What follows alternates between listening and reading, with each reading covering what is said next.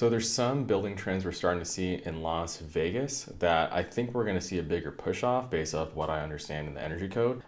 This video is going to be advanced and it's not intended for people that aren't architects, engineers, or contractors. So here we go. So first thing is that we're starting to see more builders go towards putting the FAU inside of the building thermal envelope instead of keeping it outside. For the past bazillion years, we just kept it up in the attic, and now we're starting to see it in equipment rooms inside the home.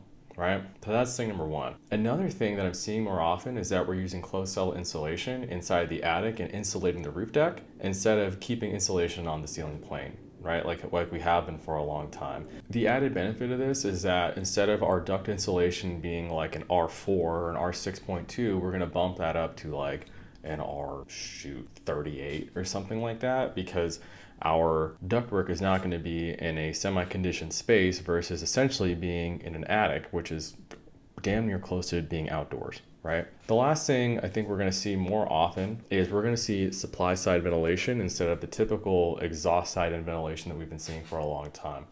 I think over like the past 10 or 12 years, all of Southern Nevada has been an exhaust side ventilation where you go to someone's laundry room, you flip the fan on, that fan runs at like 60 CFM and then is essentially made to bring in outside air into the conditioned space to keep things fresh, right? The people that write the building code have realized that too many people are turning that ventilation off, and then it's getting, it's creating indoor air quality issues.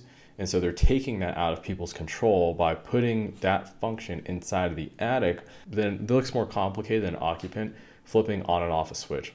So hopefully you kind of see what I see here. And whether you're in architecture, engineering, or construction, you got some value from this video.